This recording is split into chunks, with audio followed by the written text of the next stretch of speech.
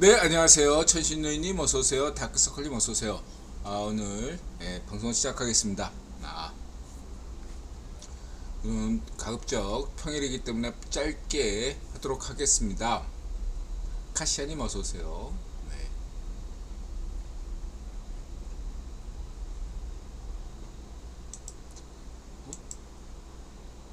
예, 이렇게 됐네. 아니,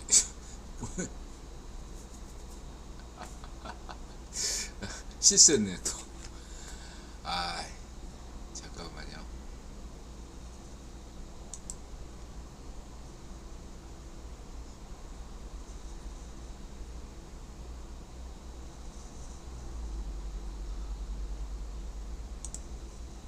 오늘도 제가 실수해가지고 다음에 또 고치겠습니다. 이때. 자, 네. 블로그 참고하시고요. 네.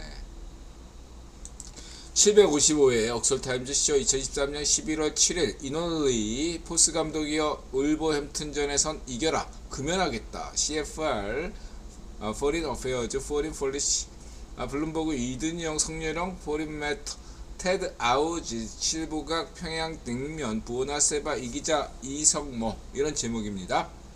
오늘 축구 혁명은 계속된다. 토트넘은 포치에게 졌지만 대신 포치를 잊을 수 있었습니다. 이것이 축구다. 패스는 펩은 펩이고 클럽은 클럽이고 포스는 포스다. 첼시 청담 FC 대 토트넘 사당 FC 리뷰. 경기가 끝나고 새벽에 편의점에 가서 담배를 사서 담배를 폈습니다. 끊었던 담배를 다시 필 만큼 중독성이 쩔었습니다. 단호하겠습니다. 황희찬 울버햄튼 원정에서 반드시 이기라고 말입니다. 이기면 담배 끊겠습니다. 황희찬 울버햄튼도 연이은 심판 반정으로 심란합니다. 인들한 심판 탓하지 않겠습니다. 경기 일부입니다. 운명입니다. 받아들여야 합니다.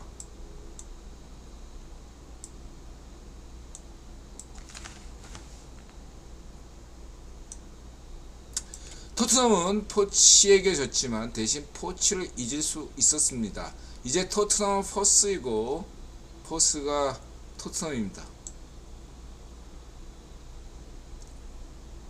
이번 경기에 대한 포스 감독 전술은 앞으로도 끝없는 논란이 있을 것입니다.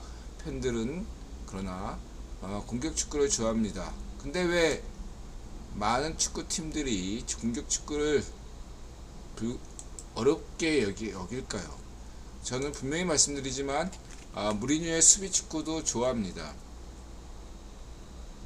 약팀이 강팀을 이길 수 있는 것은 역습 축구고 그 역습 축구를 잘하는 것이 무리뉴 축구죠. 두줄 수비라고 비난받을지라도 무리뉴가 그것을 보여주었습니다. 다만 무리뉴가 잘할 때를 보면 첼시의 드록바 시스템이죠. 포치가 첼시에서 살아남으려면 무리뉴를 있게 만들어야 돼요. 무리뉴를 있게 만들 수 있는 축구를 완성할 때 포치가 첼시의 전설이 될 수 있겠다. 레전드가 될 수 있겠다. 이렇게 생각합니다. 그러나 어떤 감독이 와도 무리뉴보다 새로운 축구를 보여주지 않는다면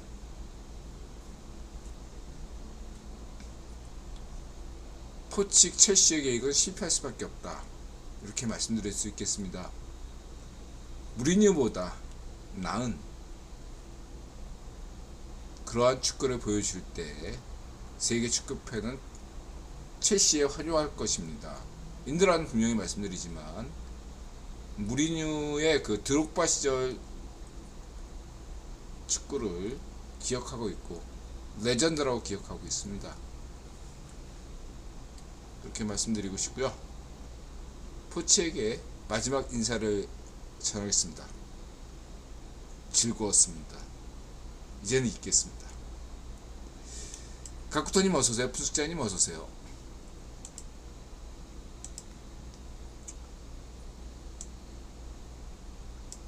챔스항에서 모라 토트넘이 아약스를 상대로 이겼죠. 인생 경기였습니다. 이겼죠.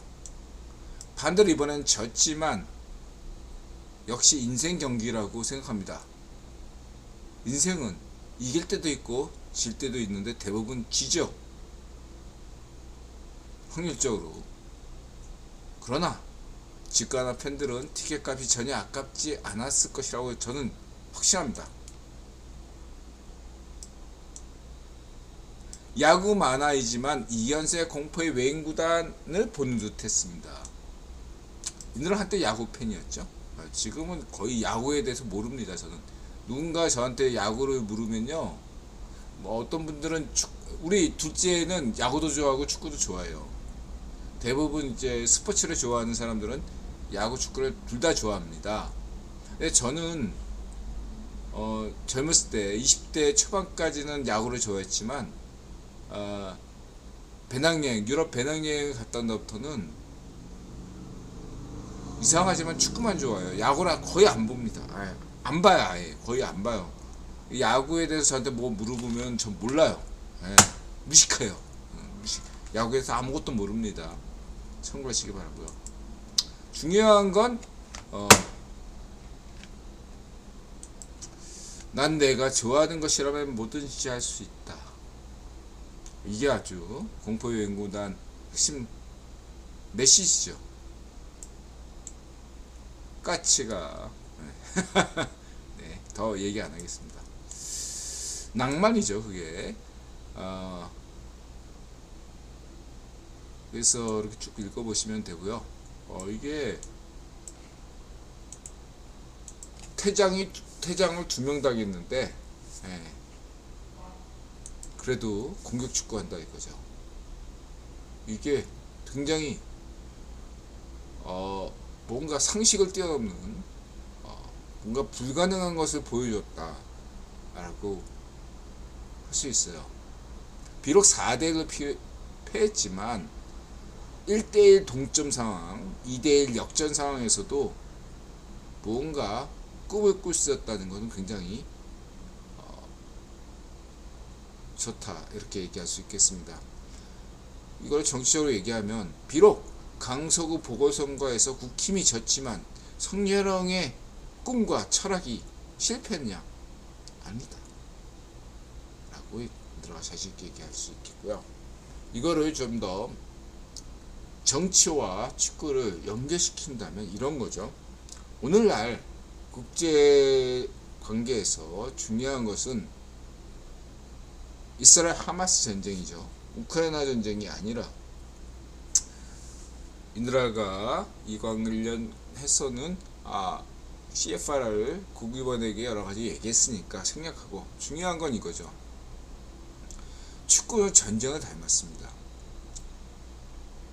그랬을 때 축구가 조금 더 발전한들, 진보한들, 오히려 그런 축구 기술이 나아진들, 인류에게는 오히려 퇴보하는 거 아니냐, 이렇게 누군가는 얘기할 수 있겠습니다. 축구가 망했으면 좋겠다, 이렇게 얘기할 수 있습니다. 여기에 대해서 인드라가 붉은 악마 1세대 이론가로서 분명하게 여러분들에게 메시지를 전달하겠습니다. 첫 번째, 전쟁이란 개념보다 그 상위의 차원인 생존을 얘기해보자 라는 것입니다. 전쟁의 기술이 아니라 생존의 기술이다. 축구는 그 어떠한 스포츠 종목보다 인류의 생존을 닮았다, 이렇게 얘기하는 것이 더 합리적이다. 다시 말해서 축구는 인류의 전쟁을 가장 닮은 스포츠다 라고 얘기하기보다는 축구는 인류의 생존을 가장 닮은 스포츠다, 이렇게 짧게 말할 수 있겠습니다. 매우 차이가 큰데요. 생존의 기술 축구다, 이런 것은 뭐냐면 양날의 검, 양날의 칼, 우리가 흔히 그런 비유를 들고 있습니다. 한편으로 전쟁과 생존은 누군가에게는 가장 극심한 피해를 주면서도 누군가에게 굉장히 이득을 가져다 주죠. 허나 여기서 인드라의 구기본론, 수메르 경제서론 관점에서는 어떤 것이냐면, 양날의 검에서, 양날의 칼에서 기술의 발전은 과학기술의 발전은 우리가 중시해야 된다. 78대 22로. 그러나 100% 과학기술의 발전만으로는 어렵다라는 것입니다. 이것은 오늘날 AI하고도 관련이 되어 있죠. 우리는 긍정적으로 AI의 발전을 기대하면서도 22% 그 AI의 위험성에 대해서 우리는 경각심을 가져야 됩니다.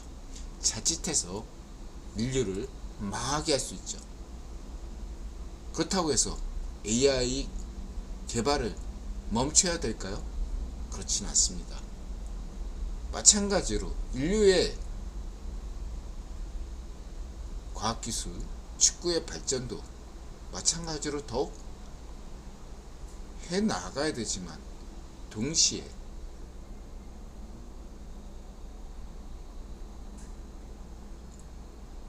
축구가 가지는, 전쟁이 가지는, 생존이 가지는 우리는 명분을 철학적으로 검토할 필요가 있다는 것입니다.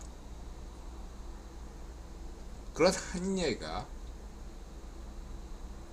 비디오 판독이죠.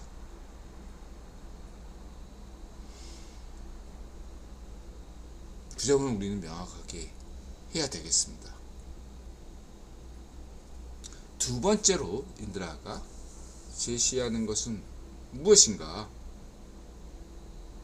축구가 왜 모든 스포츠 중에서 왜 가장 생존을 닮은 스포츠인가? 발을 다루기 때문입니다. 뇌에서 가장 먼 데가 어디죠? 팔입니까? 심장입니까? 아니에요. 다리입니다. 다리. 발끝이 가장 뇌에서 멀잖아요. 상징성입니다. 발끝은 언제나 인간의 자유의지를 역설적으로 상징해 왔습니다.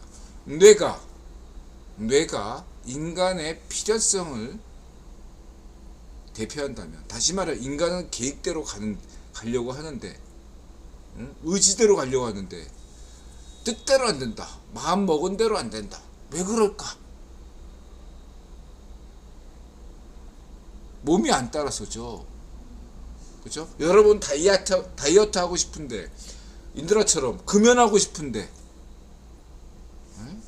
왜 안 됩니까? 몸이 안 따라서 그렇죠. 여러분들은 매일매일 운동해서 오래오래 건강하게 살고 싶은데 왜 운동을 못 합니까? 안 합니까? 몸이 안 따라죠. 안 따라서죠. 몸이 자유의지죠. 이 몸은 역사를 간직했어요. 인류의 역사를 간직했습니다. 인류의 오랜 이성이에요. 오래된 이성입니다. 발이라는 어떤 상징성, 어떤 것을 의미하면 인류의 가장 오래된 이성이에요. 이 오래된 이성을 기억한다는 건 어떤 기억보다 가장 어려운 기억입니다. 가장 사회 밑바닥부터 바꾸는 기억이기 때문에 진짜 어려운 기억이죠.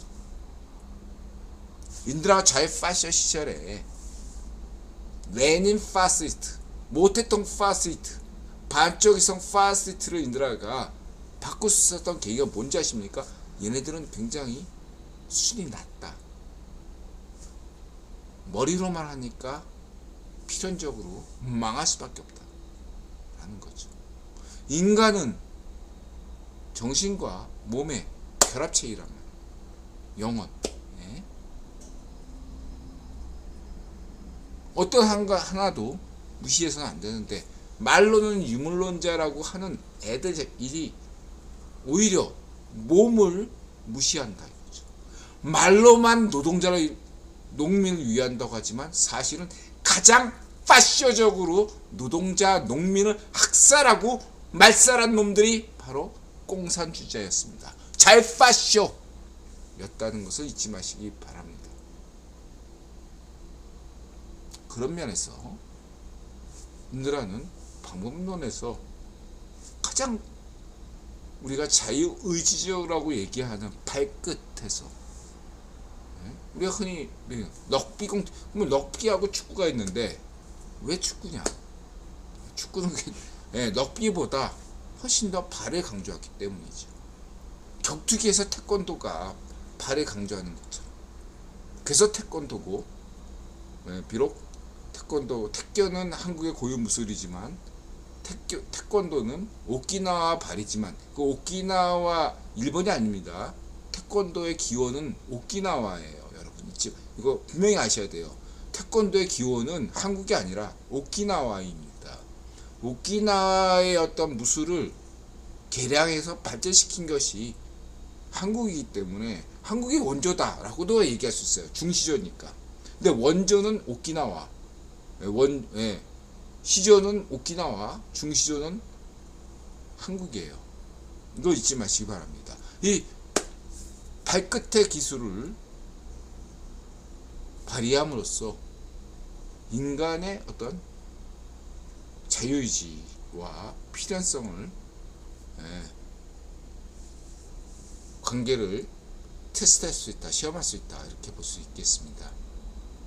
방법론적인 면에서 우리는 언제나 우회이상 계획대로 안 되고 생각대로 안 되죠. 허나 그렇다고 인간의 계획을 무시할 수 있습니까? 그렇진 않죠. 계획만 또 생각할 수도 없고, 그렇죠? 같이 가야 된다는 거죠. 그런 면에서 방법론에서 우리는 생각할 수 있겠습니다. 마지막으로 실천론 관점에서 들어가 강조드리겠습니다. 인간이 생존을 우선시한다. 양날의 검처럼. 그러나 막상 뭔가 힘을 가졌을 때 그 힘이 제대로 힘을 발휘하려면 인류 역사에서 명분이 필요했습니다. 명분이란 건 다 거짓이야. 승자의 그냥 역사 날조야. 이렇게 볼 수 있겠습니다. 허나 반드시 그런 건 아니죠. 누군가가 역사에서 승리했다는 것은 오늘날 미국이 세계 최강국인 것, 그 다음에 데비 록펠러 가문이 구별 황제 가문인 것은 결과론만이 아니라 과정에서도 우리는 뭔가를 찾아볼 수 있겠다. 다시 말해서 결과만 따지는 것이 아니라 또한 과정만 따지는 것이 아니라 과정과 결과를 같이 고려할 수밖에 없다. 해서 여기들은 근본적인 철학적인 문제를 이들은 제기할 수 있겠습니다. 바로 평등, 자유와 평등에서 자유와 평등의 문제죠. 평등의 문제에서 여러분들은 무조건 결과적으로 100% 똑같은 그런 것만 상상하십니까? 그게 전 세계에서 어느 나라에서는 이루어지지 않습니다. 북한을 보세요. 전혀 그렇지 않고 정반대의 사회가 노예제, 봉건제 사회죠. 그렇다면 우리는 자유와 평등에 대해서 보다 근본적인 질문을 할 수 있겠습니다. 여태까지 인드라가 자유에 대해서 매우 세 가지 관점에서 강조했으니까 지난 방송도 보시고 오늘은 평등에 대해서 말씀드린다면 조 바이든님 어서 오세요. 간단하게 해서 결과적 평등이 아니라 기회의 평등이다 라는 겁니다. 축구로 치면 늘 맨시티가 우승하는 것이 아니라 언제든 루턴도 우승할 수 있고 레스터도 우승할 수 있고 토트넘도 우승할 수 있는 기회의 평등 조건을 갖추느냐, 이 여부가 중요한 것이죠. 그랬을 때는 규칙이 공정해야 되겠죠. 그렇지 않습니까? 그 규칙이 공정하다는 건 뭐죠? 기회를 모든 팀들에게 공평하게 주었는가, 공정한가, 여기에 달렸다고 할 수 있겠습니다. 그래서 여기에서 정의론이 등장하는 것입니다. 이랬을 때 정의론이 러시아의 속담처럼 힘이 곧 정의다. 힘 가진 놈이 씨 부리는 것이 정의다. 이렇게 생각할 수도 있겠지만 반대로 그런 현실과 상관없이 추상적인 정의론만이 진짜 정의다. 이렇게 생각할 수도 있을 것입니다. 인드라는 여기서 제안하는 것은 78대 22죠. 어딥니까? 생존을 바탕으로 한 78. 엄정한 국제 질서. 이것들을 78로 현실에 단단하게 두 발을 딛고 서 22% 꿈을 꾸는 거죠. 무조건 승리하는 것이 아니라 현실주의자로서 몽상가가 아니라 현실에 단단하게 두 발을 딛고서 꿈을 꾸는 것입니다. 그것이 포스 감독의 축구다. 저는 그렇게 말씀드릴 수 있겠습니다. 그래서 인드라의 간단한 세 가지 존재론, 인식론, 실천론 관점에서 짤막하게 정리하겠습니다. 축구는 인류의 전쟁과 생존을 가장 닮은 스포츠다. 두 번째, 인식론.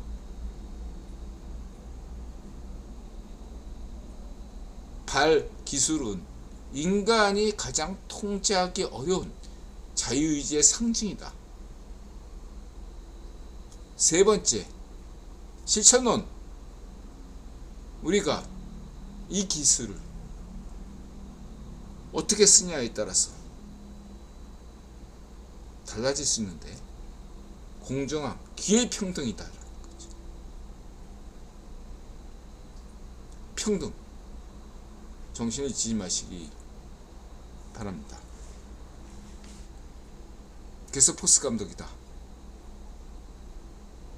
78% 현실에 두고 22% 꿈을 향해 달려갈 때 100% 현실주의자가 아니고 100% 몽상가가 아니라 78%는 현실에 단단하게 두 발을 딛고 두 발 20% 22% 꿈을 향해 머리를 계획을 해라. 이런 말씀을 드리고 싶습니다. 저는 그런 면에서 다음 경기 우리 황희찬 선수가 너무너무 잘하고 있지만, 그리고 최근에 두 경기에서 울버햄튼이 억울한 경기를 판정으로 지거나 비겼습니다. 그럼에도 불구하고 저는 울버햄튼 팬이 아니라 토트넘 팬이기 때문에 토트넘이 이기기를 진심으로 바라겠습니다. 이제까지 인드라 토트넘 경기 전망은 모조리 다 틀렸는데 이번 첼시전만큼은 맞았습니다. 추세 전환이죠. 다음 경기에서 저는 울버햄튼을 상대로 토트넘이 원정 경기이지만 반드시 이길 것이라고 전망하겠습니다. 반드시 이겨야 됩니다. 저는 오닐 감독, 울버햄튼의 오닐 감독을 굉장히 높이 평가해요. 황희찬 선수가 네트 선수 굉장히 높이 평가하지만 한국어로 따지면 울버햄튼은 세종시죠. 세종시. 사당 FC 대 세종시 대결. 사당 FC 토트넘이 이긴다고 저는 전망하겠습니다. 1부 쉬었다 오겠습니다.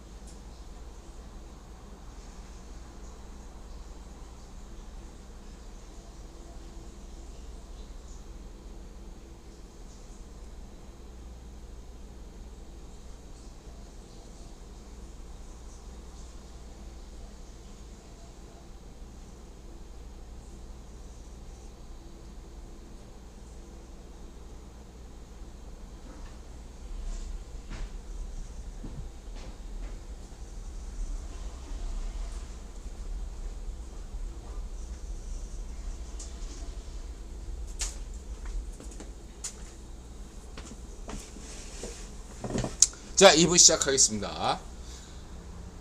2부의 핵심은 승자는 승자다워야 된다 라는 거죠. 인류의 여태까지 역사적인 승자들은 역사는 승자의 기록이다 라고 하지만 우리는 승자와 약자를 동시에 기억해야 되겠습니다. 그러니까 승자와 패자를. 그랬을 때 승자와 패자를 78대 22로 기억해야지 승자를 100%로 혹은 또는 패자를 100%로 기억해서는 곤란할 것입니다. 그런 건 대표적인 예가 바로 대체소설이죠. 무슨 대원군, 민비, 고종, 정조, 대원군, 선조, 연산군 이런 애들을 내세워서 대체소설 쓸 수 있습니다. 얼마든지. 허나 우리가 명확하게 파악할 것은 그것은 대체소설이지 현실이 아니다라는 겁니다. 승자가 승자인 것을 기억하면서 동시에 승자의 기록을 해서 놓치고 있는 것을 우리가 나머지 22%에서 발굴해서 우리가 승자와 패자의 기록을 동시에 살필 때 야만이 역사가 제대로 구성되지 않겠느냐 라는 것이 인드라의 제안입니다. 그런 면에서 지금부터 정치 얘기를 하도록 하겠습니다. 성렬형 칠성시장 대 서무시장, CFR, Foreign Affair, Foreign Policy, TED, 아오지, 실버각 평양냉면, 노르모TV, 독일 공영방송 DW, 강서까치장시장. 원칙이 어려운 이유는 인류에게 당대 조건보다 높은 수준의 생존을 요구하기 때문입니다. 성렬형은 국유원에게 현재 한반도 조건보다 조금 더 높은 수준 미션을 요청받고 있습니다. 특히 말씀드릴 수 있는 것은 좌익파시오 반미 파시즘에 대항하여 한미동맹을 강화하고 좌익파시오 반일 파시즘에 맞서서 한일 관계를 미래지향적으로 바꾸며 우익파시오 반중 파시즘을 조절하여 한중 관계를 개선시키는 것입니다. 여러분들, 인드라 늘 일관되게 강조하는 건 무엇입니까? 반미 파시즘, 반일 파시즘, 반중 파시즘을 여태까지 동시에 비판해 왔다는 것을 잊지 마시기 바랍니다. 이런 점에서 성렬은 매우 어려운 고난이도의 한반도의 생존을 결정하는 그러한 주요한 지도자라는 거죠. 그러한 지도자의 위치를 제대로 각성하고 지금 잘하고 있다고 내가 자신있게 말씀드릴 수 있는 겁니다. 오늘 한반도에서 대한민국에서나 북한에서 성렬형의 지도력을 의심하는 자들은 파시스트다 라고 내가 단적으로 규정했습니다. 성렬형의 지도력을 의심하는 자들은 파시스트거나 파시스트에 부안해동하는 또라이들이다, 미친놈들이다, 이렇게 단적으로 내가 강조하겠습니다. 그런 점을 전제하고 서문시장을 보통 가지 않습니까? 대구에 가면. 오늘은 2등 시장인 서문시장과 경쟁관계인 칠성시장에 갔다는 것, 매우 흥미롭다고 할 수 있겠습니다. 서문시장이 상당히 대중적인, 대구에서도 대표적인 서민시장이라면 가격이 저렴하고 부산의 자갈치인가요? 한다면 칠성시장은 상대적으로 서면시장 이렇게 되겠네요. 그래서 칠성시장으로 간 데에 대해서 인들아가 높이 평가하지 않을 수 없습니다. 정책 결단이다. 이번 성렬형의 여러가지 정책들이 포퓰리즘에 의한 것이 아님을 상징적으로 보여준 것이다 라고 저는 생각합니다. 만약에 성렬형이 서문시장을 갔다면 이번에 메가시티나 어떤 주식 공매도 금지 정책, GTX 이런 정책들이 모두 포퓰리즘으로 취급받을 수 있는 위험이 있었습니다. 근데 성렬형의 이번 정책은 포퓰리즘 정책이 아니라는 것을 간접적으로 시사한 것이 바로 칠성시장 방문이다 라고 인들아 자신있게 말씀드릴 수 있겠습니다. 이렇게 얘기하는 사람은 전세계에서 인들아밖에 없죠. 이 점 분명히 말씀드리고요.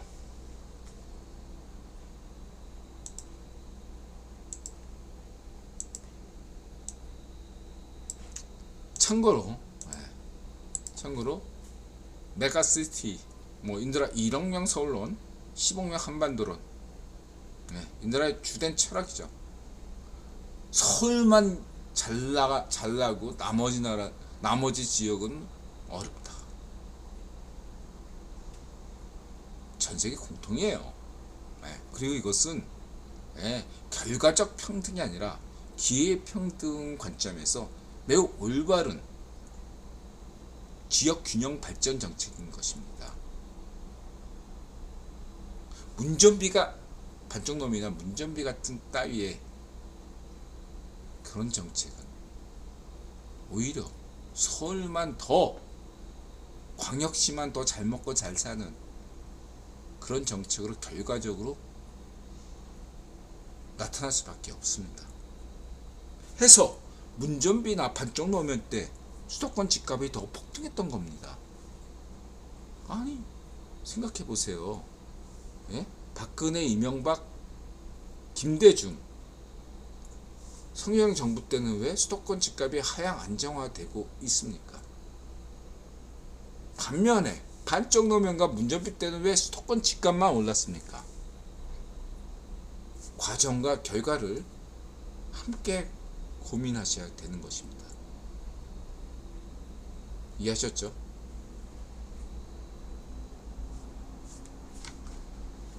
하도 강조했으니까 인들아가 생략하겠습니다.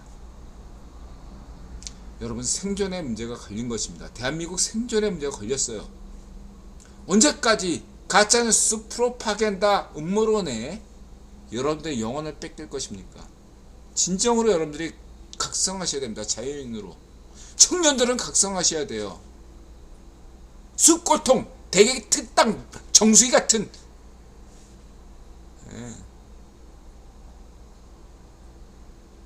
쓰레기 같은 한국 영화에 빠진 분들은 이제 다큐멘터리를 보셔야 됩니다. 현실을 직시하셔야 됩니다. 꿈은 좋아요. 그러나 현실에 단단히 두 발을 딛고서 꿈을 꾸어야 됩니다. 그러면서 인들아가 이런 얘기를 하고 싶어요. 인도나 국내 정치에 대해서 별로 관여하고 싶은 마음이었고 얘기하고 싶지 않습니다. 왜냐하면 한국 총선이나 한국 지방자치제 선거나 한국 대선 모든 선거는 국유본 알파독 선거팀이 관리하고 있기 때문이죠. 국제정세가 우선입니다. 국제정세가 우선인 동시에 인드라가 하늘은 스스로 돕는 자를 돕는다. 박정희 자조 새마을 정신으로 우리가 해야 될 것이 무엇인가를 인드라는 세 가지만 얘기하겠습니다.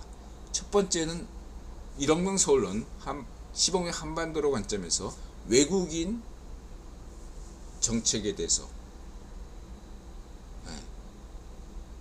성렬원과 한동훈 법무부 장관이 잘하고 있다. 이렇게 짤막하게 이야기하고 넘어가겠습니다. 두 번째는 여성 정책입니다. 특히 여성 노동 정책에서 한국은 문화적인 측면에서는 지나치게 약간 파쇼적으로 그런 면이 좀 있습니다. 다만 여성 노동 문제에서는 여전히 한국이 나아갈 길이 많다고 할 수 있겠습니다. 여러분 생각해 보세요. 지금 여성 조직들이 대다수가 좌파쇼 반쪽 미당에 넘어갔어요. 정치에 대해서 관심 없는 사람들이 그냥 그러한 여성 교육, 성범죄 뭐 이런 것들 뭐 이렇게 이러면 자격증 따야 되잖아. 뭐 심리 상담사니 뭐니 이런 거 자격증 딸 때 강사들이 하나같이 다 좌파쇼들이에요. 그 성향이야. 그 힘을 지지하면 큰일 난 줄 아는 그렇게 생각하고 강의해요.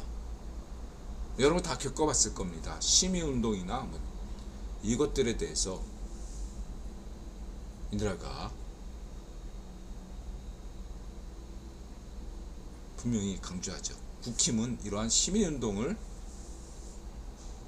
껴안을 수 있어야 된다. 그래서 구분점이 뭐죠? 민주노총은 대중조직입니다. 한국노총은 대중조직이에요. 여성조직도, 여성운동조직도 대중조직이에요. 환경운동도 대중조직입니다. 그렇다고 한다면 보다 인류와 한국인과 대한민국의 적절한 환경운동과 여성운동과 노동운동을 제시할 수 있어야 됩니다. 그렇죠? 자영업운동을 제시할 수 있어야 됩니다. 그렇지 않습니까?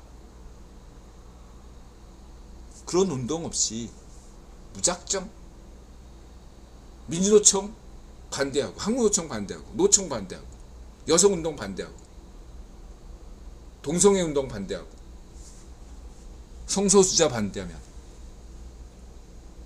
인드라가 지지할 것 같습니까? 지지 안 해요. 꼴통이라고 여기죠. 우에파쇼라고 여기죠.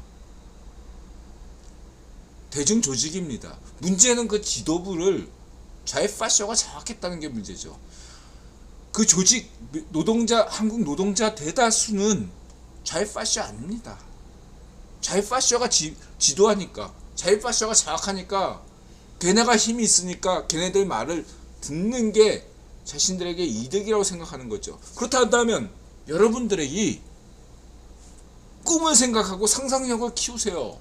어떻게 하면 한국의 노동자와 한국의 여성과 한국의 환경주의자들과 한국의 성소수자들에게 진실을 전달하고 이익을 줄 것인가. 단순한 이익이 아니라 장애인들도 포함이죠. 그런 것을 고민할 것이 필요하다라고 할 수 있겠습니다. 과연 그런 노력을 하고 있느냐. 국힘에 지금 장애인 의원이 있어요.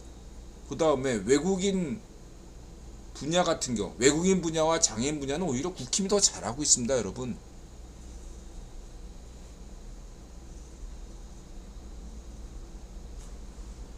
국힘에는 외국인 탈북자 국회의원도 있었고 필리핀 출신 의원도 있었습니다. 장애인 노동 의원도 있어요. 반면에 반쪽 미당에는 그런 사람이 있습니까? 그런 국회의원이 있어요? 없어요.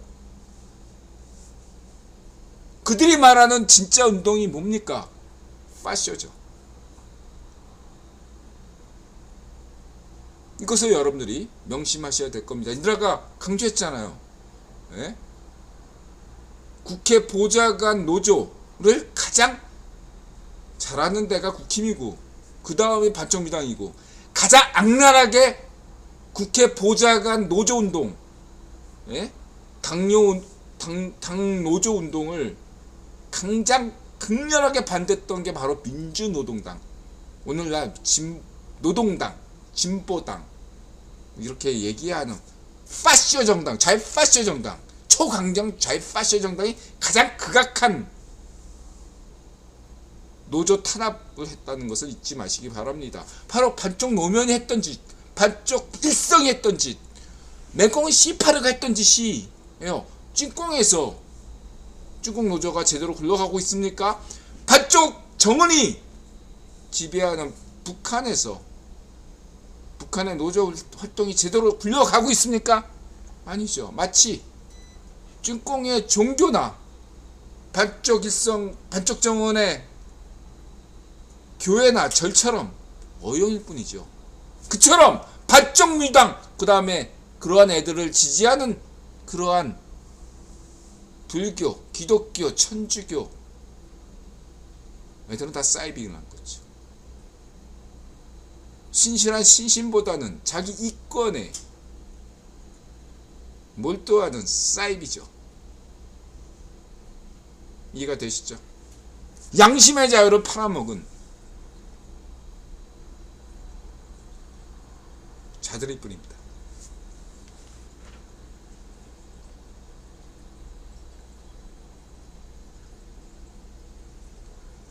각도님, 교사 강사도 다 잡발들. 저는 잡발이라는 표현을 별로 안 좋아해요. 이거 뭐 인터넷 용어인데 저는 잡발들이라는 표현을 좋아하지 않습니다. 저는 분명하게 표현하는데 자유좌파를 지지합니다. 그래서 잡발이라는 표현을 쓰지 않습니다. 자유좌파와 자유우파를 지지합니다. 좌파쇼라는 표현을 쓰고 있고요. 그 다음에 한국의 상당수 정교적 교사들에 대해서는 일부 교사들이 문제일 뿐이지, 저는 핵심이 중고교, 중고교 교사가 문제가 아닙니다. 정교적 파시스트들은 대학 교수들이 파시스트의 가장 핵심이고 본질이라는 거 여러분 잊지 마시기 바랍니다. 오늘날 서울시 조의원, 내가 인드라 좌파쇼 시절에 조의원 논문을 읽었던 사람입니다. 그리고 삼성 강북병원 같은 당뇨병,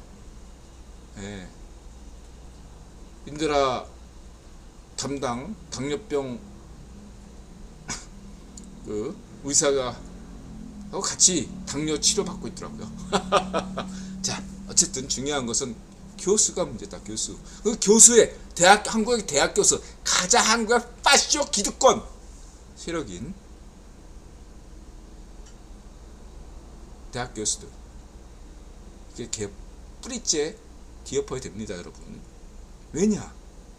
일본의 대학 교수와 한국의 대학 교수가 다릅니다.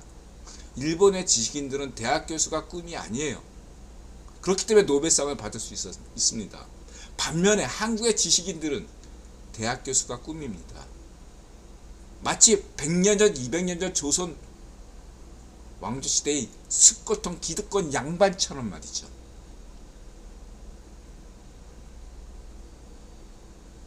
한국의 지식인이 대학 교수가 목표가 아니라 실제적인 오늘날 유튜버들처럼 자신의 누구도 인정하지 않아도 좋으니까 자기 할 일을 열심히 하는 것이 진정한 지식인입니다. 한국의 지식은 이 기지천 지식인 강준만 교수가 얘기했던, 인드라 강준만 교수는 인정하잖아요. 자유 좌파 지식인으로서 이 기지천 지식인들, 이게 좌우 파시스트 대표적인 게 누굽니까?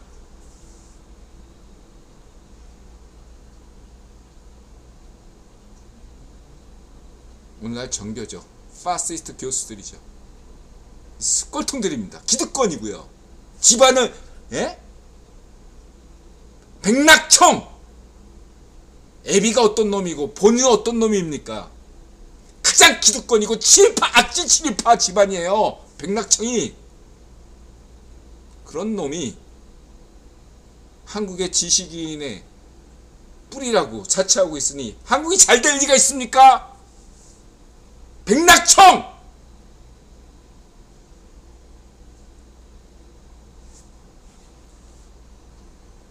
청작가 비평!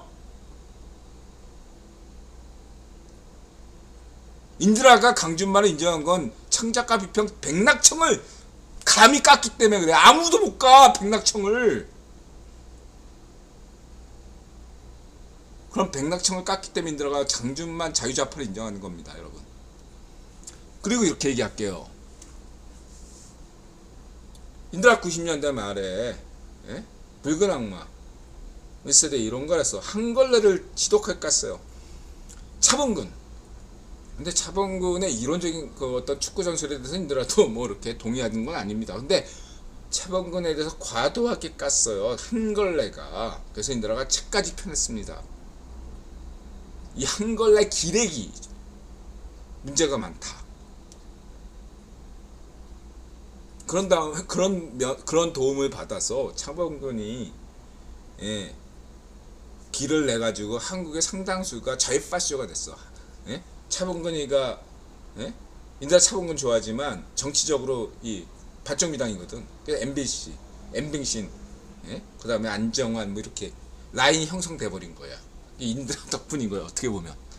근데 인드라가 한국 축구에 갈아엎어야 된다고 인드라가 강조하는 게 뭐겠습니까? 한국 붉은 악마 1세대 이론가로서 지금 한국 축구계가 인드라 말에 한마디 한마디에 긴장을 하고 있어요, 여러분. 오늘 한국 축구판을 만든 게 인드라거든. 농담이 아니고. 인드라가 바꿀 겁니다, 여러분.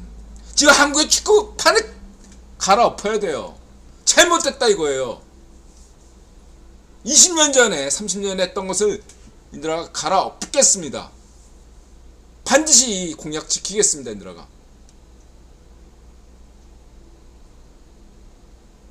당시에 이런 90년대 말에 자유파쇼 유시민이가 유촉세가 뭐라고 얘기했냐면 김대중으로 자유좌파 김대중으로는 정권 교체 못한다. 마치 오늘날 인드라 보기에 유시민이나 뭐 누구하고 비슷한데 어쨌든 간에 제3호 후보론을 내세웠어요. 그때 인드라가 반대했죠. 김대중으로만이 정권 교체가 가능하다. 2002년 대선 때도 유시민은 정몽준을 반대하고 반쪽노면을 지지했죠.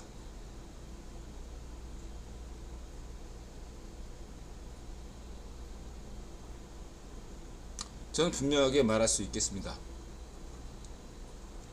자유좌파 김대중 필연이었다. 반대로 대한민국 최초 파시스트 정권인 반쪽노면의 정권 탄생은 대한민국의 불운이었다 라고 강조드리지 않을 수 없습니다.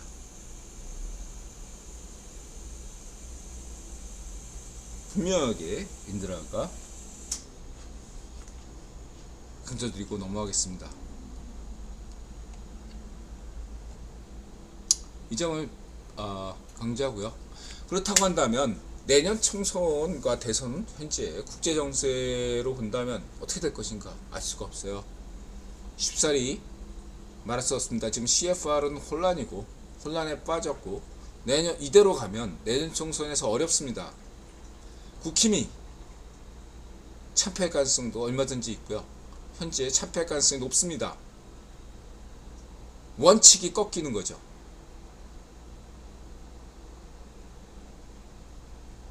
대한민국이 나아갈 원칙이 꺾이면 대한민국은 더 이상 세계에 존재할 수가 없습니다. 적화될 수밖에 없고 2024년에는 반쪽 정은이 서울을 점령할 수밖에 없고 맹꽁 시파르 쭝꽁은 대만을 점령할 것이고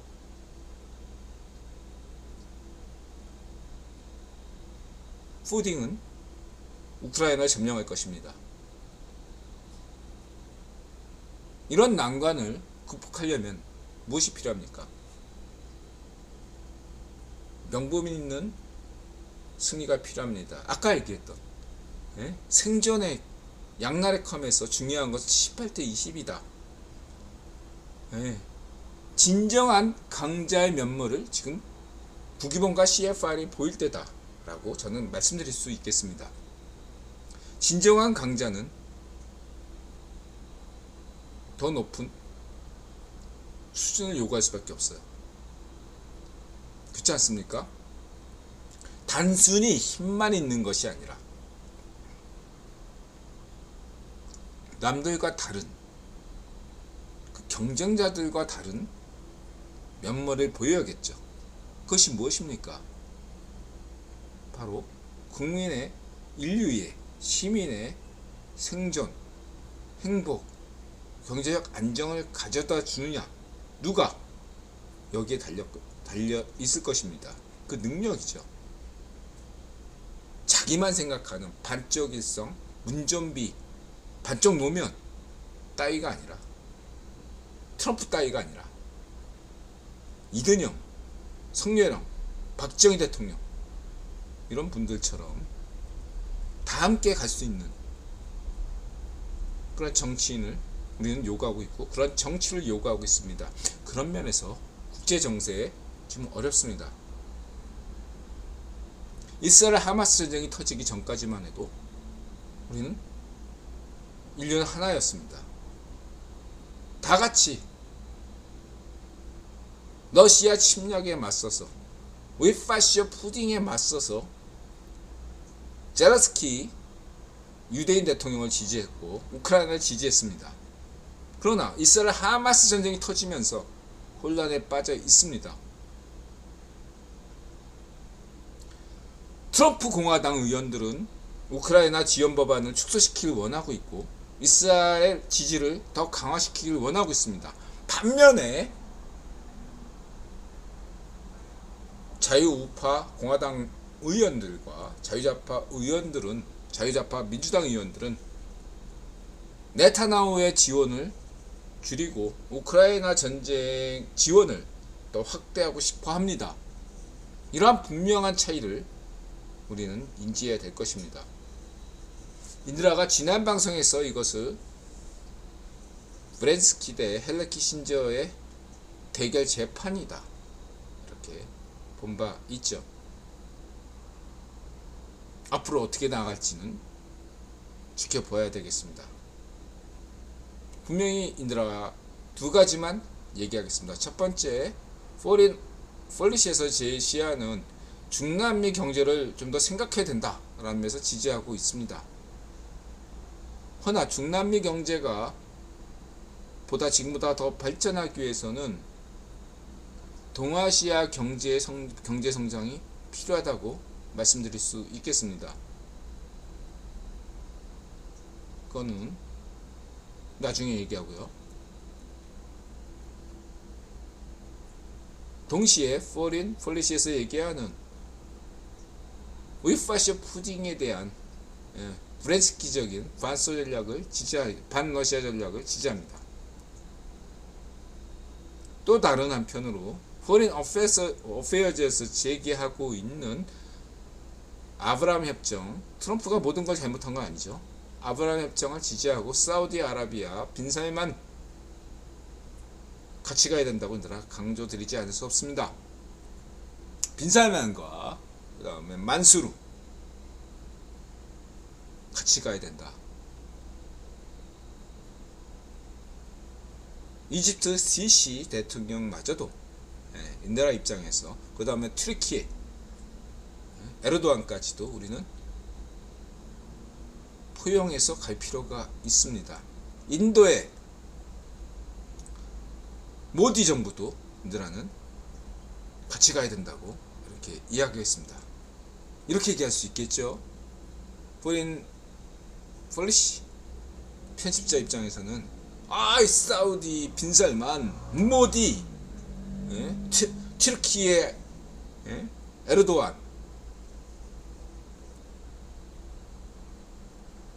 저는 이렇게 얘기하고 싶습니다. 1973년에 자이파셔 모택동과 핑퐁 얘기를 했습니다. 후기번은 자이파셔 모택동보다 사우디 빈살만, 튀르키예의 에르도안, 모디, 인도의 모디,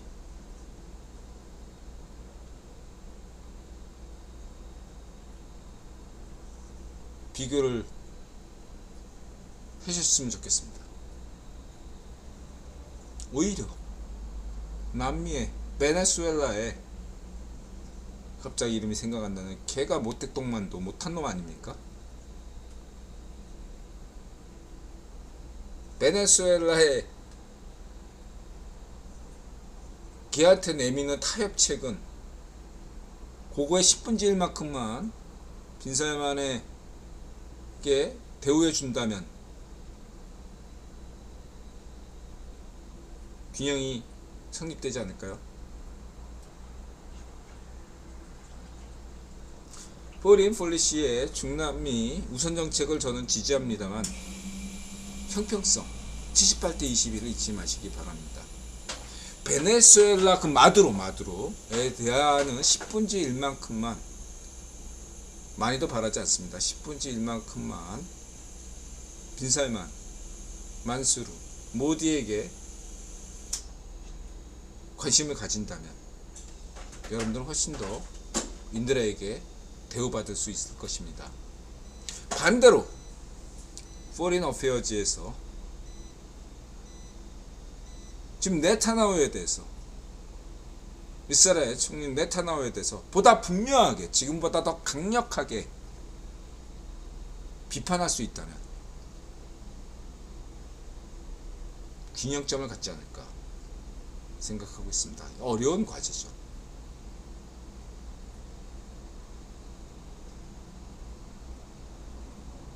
어떤 식으로 세부적으로는 말은 쉽지만 세부적으로는 굉장히 어려운 국제 정세에서 굉장히 쉽지 않은 과제라고 말할 수 있겠습니다. 중요한 것은 이런 국제 정세 과정과 결과에 따라서 대한민국 총선과 대선이 결정된다라고 할 수 있겠습니다.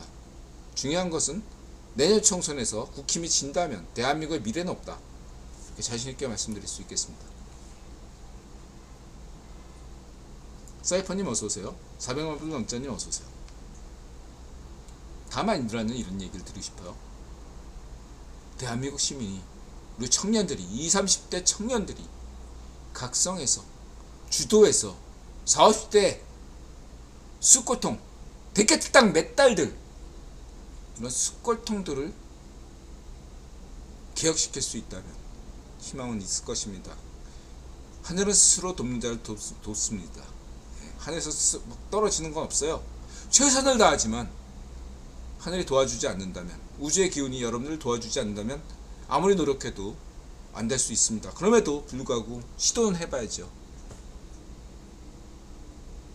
여러분, 대한민국의 미래가 여러분에게 달려있습니다. 남 탓하지 마시고 우리 자신에게 달려있다는 것 잊지 마시기 바랍니다.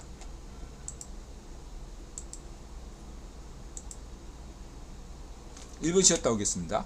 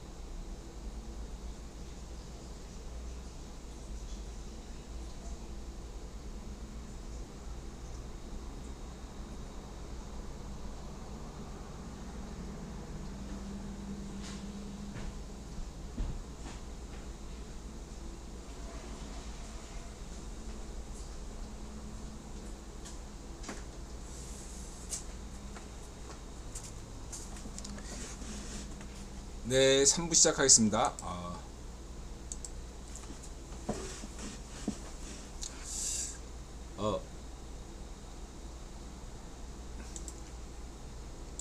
테드, 샘 알트만, 이든영과 김종화표 기본속죄. 문제는 항상 내부에 있습니다. 구현 세상에서는 외부 바깥이 없다고 가정하고 있습니다. 혹시라도 있다면 그것은 인들아 아직 확정하고 있지만 외계인 뿐이고요. 그 외계인에 대한 가장 그럴듯한 추정은 현재까지 미래인이다. 미래의 인류가 타임머신 타고 한국에 온 것이다.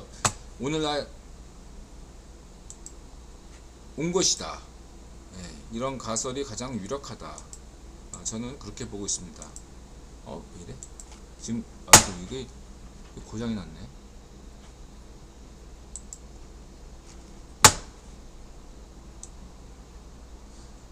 테드 이분이 이제 현재 AI에 대한 현실적인 미래적인 관점보다 오늘날 기후 문제, 탄소 배출량 여러 가지 문제로 규제를 하자 지지합니다. 지지해서 AI 발전에 대해서 최대한 저지해야 됩니다. 네, 그 22%예요. 78%가 되면 안 돼요. 22%는 현재 AI 발전을 초지능 슈퍼 SI죠. 초지능 발전으로까지 나아가는 것들을 최대한 막는 것이 22%의 역할입니다. 이런 면에서 규제를 강화해야 된다. 라는데 넌 지지하고 있습니다. 동시에 인드라가 강조하는 게 뭐죠? 78%는 AI 발전에 대해서 우리는 긍정을 가야 된다. 긍정을 가져야 된다. 과학기술은 유일한 진보입니다. 정치적인 진보, 보수 이거는 수사에 지나지 않습니다. 오늘날 진보라고 얘기하는 반쪽정은, 주사파, 꼴통들, 진보당이 진짜 진보입니까? 가짜죠. 그건 수사법에 지나지 않아요. 핵심은 과학기술을 얼마나 잘 이해하고 있고 그 다음에 과학기술을 얼마나 더 친화적이고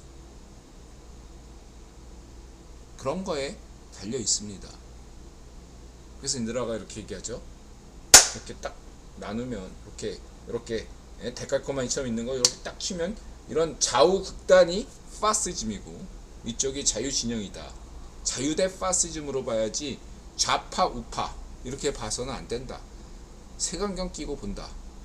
이렇게 강조하고 있습니다. 자유대 파시즘의 대결입니다. 20세기 이후로 이것은 바뀌지 않습니다. 자유대 파시즘의 대결입니다. 좌우의 파시즘 대 좌우파 대결인 것입니다. 이 관점으로 충실하게 볼 때만이 여러분들이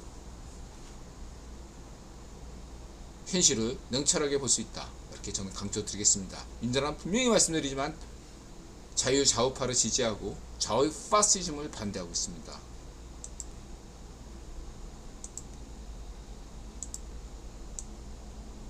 샘 알트만 이쪽은 이제 구글 성향이죠.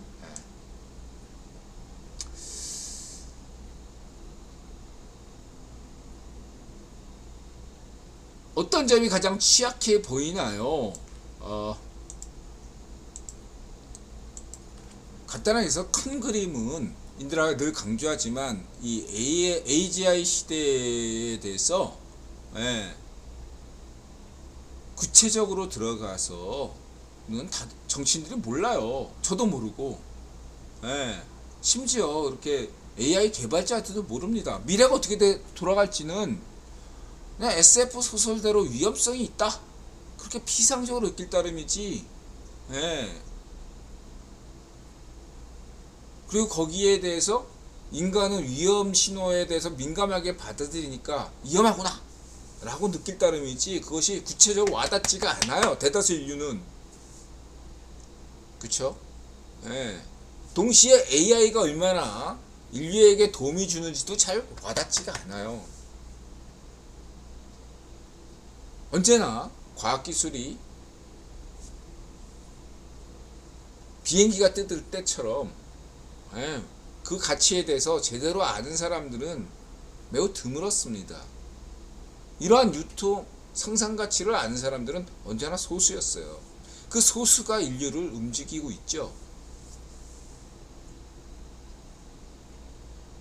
그래서 인드라는 제안하는 게 78대 20이다. 이런 관점으로 바라보셔야 된다. 이러면서 여태 간단하게 해서 지난 방송에서 했던 얘기를 다시 한다면 우리가 슈퍼지능, 초지능까지 갈 필요는 없다. 현재 IQ 140 정도에 가지고 있는 AGI만으로도 충분하다 라고 할 수 있고요. 저는 다른 거 뭐 자꾸 이렇게 다른 분야에서 여러 가지로 얘기하는데 저는 이렇게 얘기하고 싶어요. 번역 기능. 네. 번역만 제대로 얘기하면 막 그 성서적으로 굉장히 불안감을 느끼는 분도 있을 수 있어요. 바벨탑 교훈 있잖아요. 예. 전 세계 언어가 딱 통일되는 순간에 인류가 멸망을 당하는 거 아닐까. 신의 분노를 사서. 예. 근데 이거는 전 세계 언어가 통일되는 건 아니거든요. 그러한 시도들은 있었죠. 에스페란토나. 근데 이건 에스페란토가 아니거든. 그냥 각자의 언어를 존중하면서 번역 기능이 활성화가 되는 겁니다. 엄청난 거죠. 예. 이제까지는 언어 능통자가 대우받는 시절이었다면 상대적으로 언어에 능통하지 않은 사람들의 어떤 재능이 덜 평가받았다면 향후의 AGI 시대에서는 번역 기능이 활성화되면서 예, 누구나 최신 정보를 접할 수 있다는 거죠. 메콩 시파나 발족 정문처럼 정보 기술을 통제하지 않는 한 해서 저는 2030년 이전에 구글을 비롯한 번역 기능이 지금보다 일치월장한다면 예, 굉장히 전 세계에 엄청난 충격을 가져올 거라고 보고 있습니다.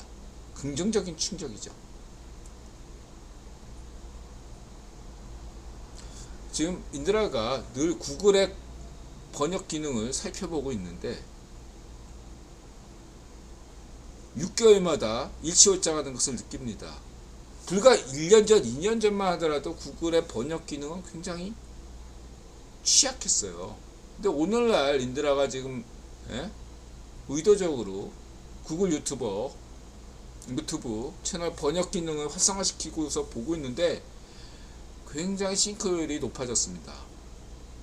물론 한국의 파파고도 한국어 전용 번역 기능이기 때문에 보다 파파고가 훨씬 더 한국어에 관해서는 더 뛰어나다고 할 수 있겠죠. 그리고 유료는 더 뛰어나고요. 그런 점을 감안하더라도 범용으로서 그 다음에 무료로서 제공하는 이러한 번역 기능이 2030년 내에 활성화되는 것이 AGI의 가장 큰 업적이 될 거라고 저는 확신합니다. 동시에 AGI가 로 인해서 야기할 수 있는 여러 가지 가짜 뉴스, 그 다음에 이 언어 모델이 엄청난 컴퓨터 마치 비트코인처럼 하는 것처럼 이렇게 엄청난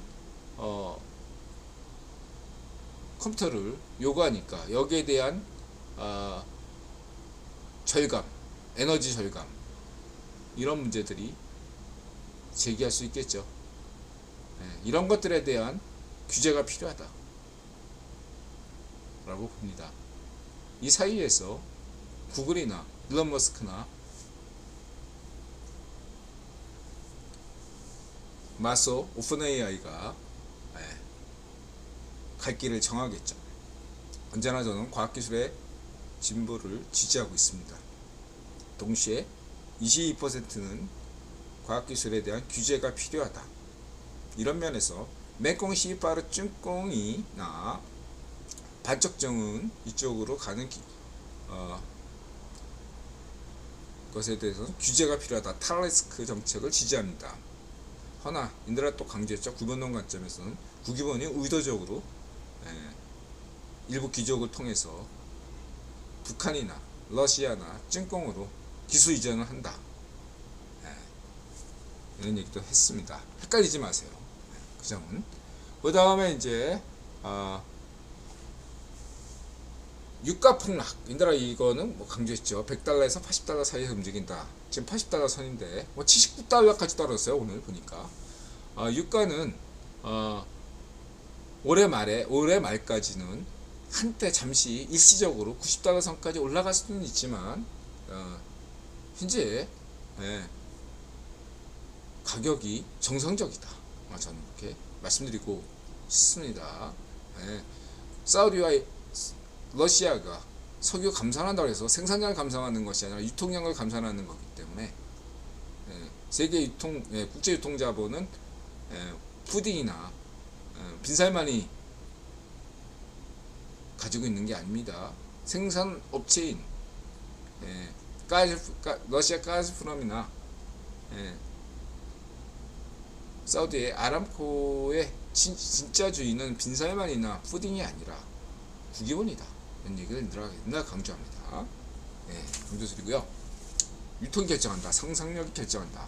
이런 말씀을 드리고 싶고, 그 다음에 이제 국채금리, 미국 국채금리 10년물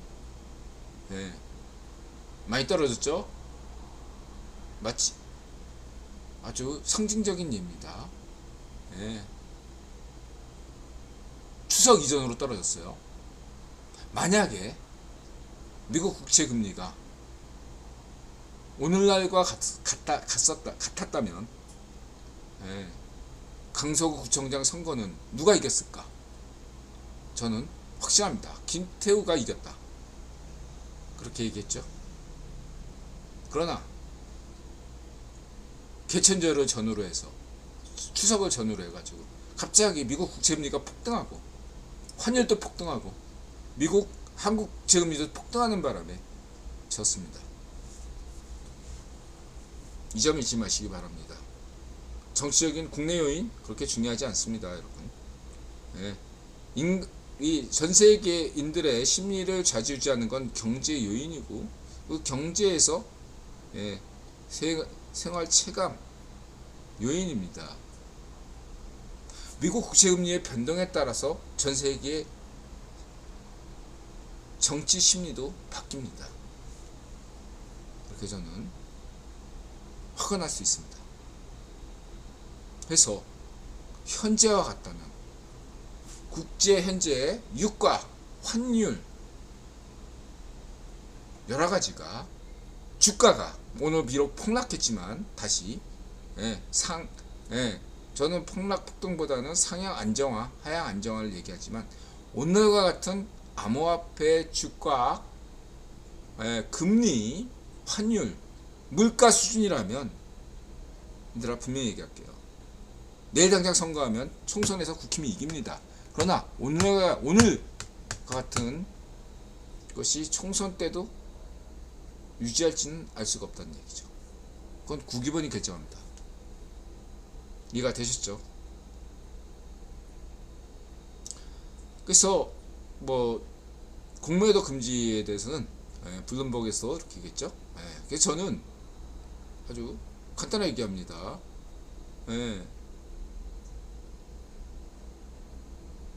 선물 옵션이 있다. 선물 옵션 시장이 배보다 배꼽이 더 커요. 한국은 모범적인 시장이에요. 이머징 마켓의 대표 현금 트레이드, 현금 인출기예요. 전 세계에서 가장 먼저 오르고 가장 먼저 내립니다. 가장 많이 오르고 가장 많이 떨어져요. 그렇게 만들어놨어요, 국기본이. 그런 시장에서 공매도란 효과는 사실은 별로 없어요, 여러분. 프로그램 매도 매수가 더 영향력이 있죠. 그러면 왜 공매도 이슈가 되냐? 그거는 좌우 파쇼 애들이 하도 생 지랄을 떠니까. 대표적인 예가 있죠. 맨날 공매도 타령하는 애들 있잖아요. 공매도 광신교. 공매도만 없으면 주가가 오를 줄 알고 있는 착각에 빠진 애들. 아니죠. 미국에서 연준에서 조사했어요. 공매도가 별로 효과가 없다. 주가에 미치는 영향이. 영국에서도 마찬가지 결론이 났어요. 왜냐? 예? 선물 옵션이 있었기 때문이죠. 선물 시장이 더 크니까 공매도 시장보다. 간단하게 얘기해서 선물 옵션 시장이 없었을 때 공매도 효과가 컸던 거예요.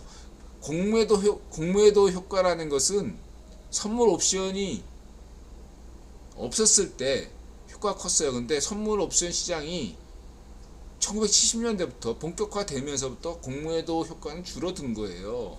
근데 사람들의 눈에 보이는 것은 공매도밖에 없으니까 공매도만 없애버리면 된다, 이렇게 착각하고 있죠.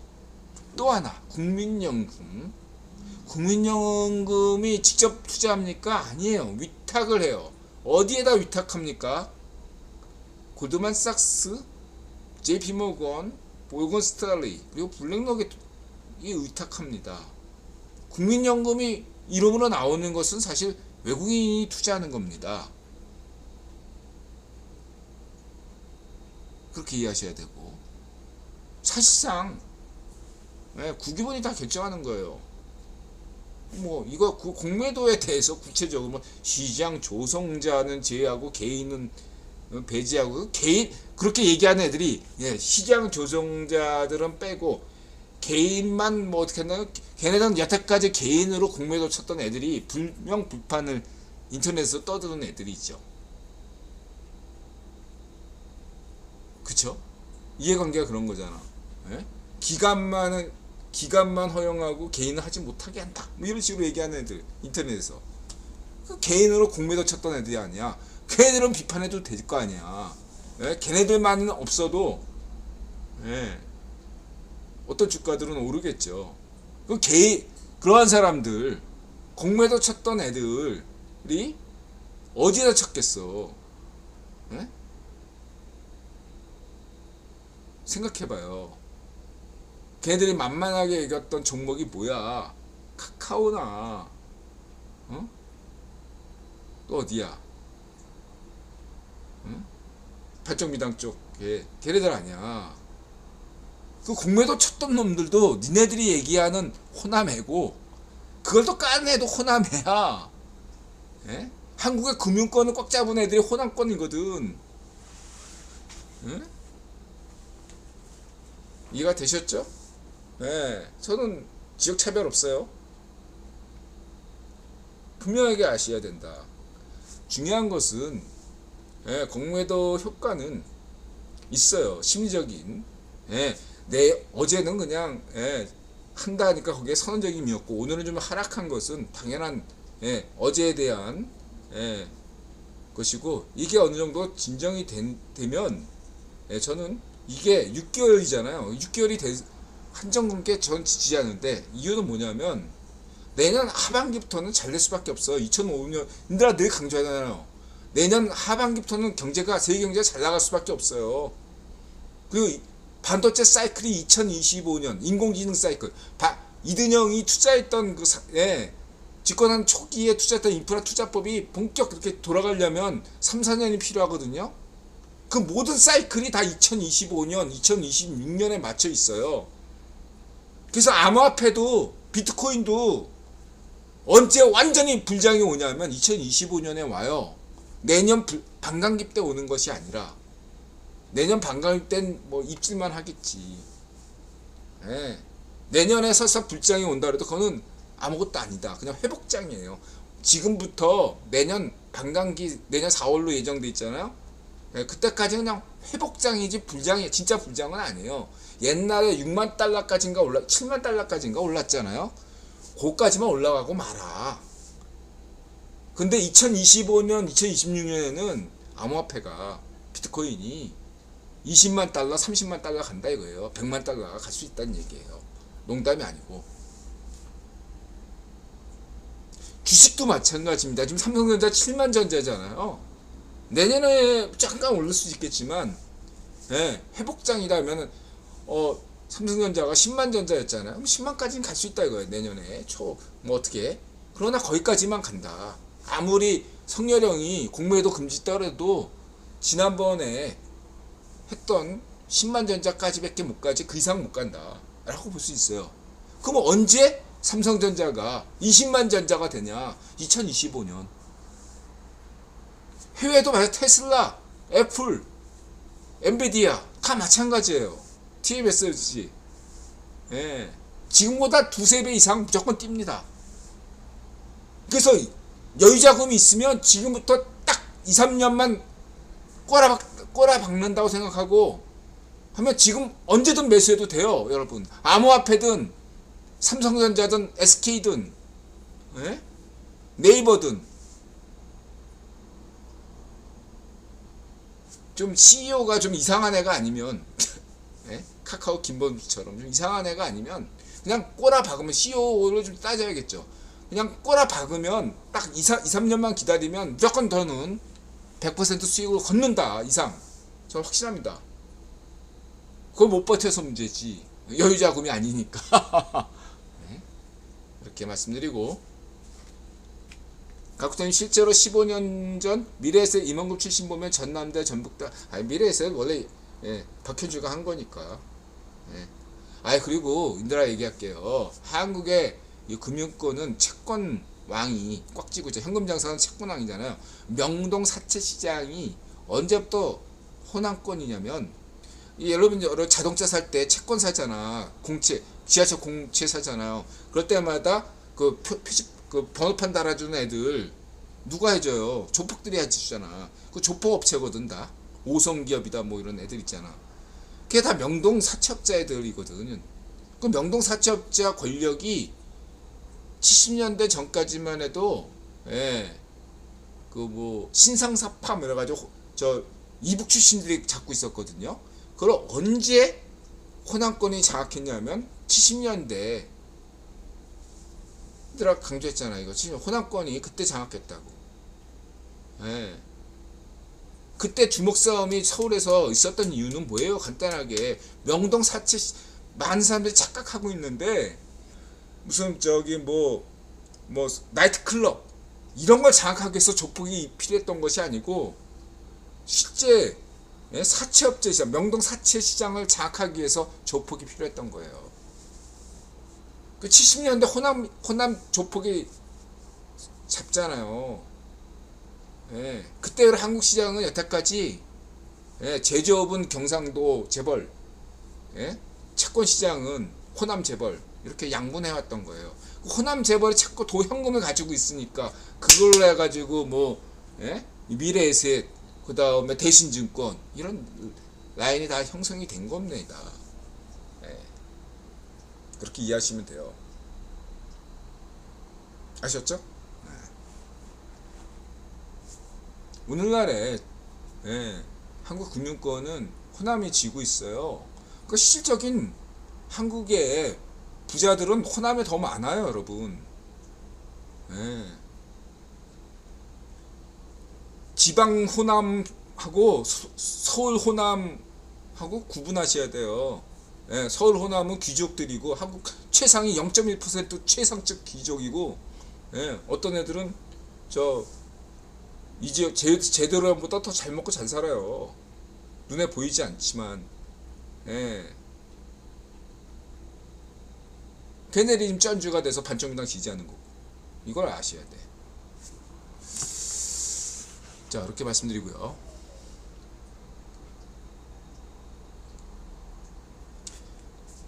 자, 오늘 이 정도로 하고 12시 42분 방송 정리하도록 하겠습니다.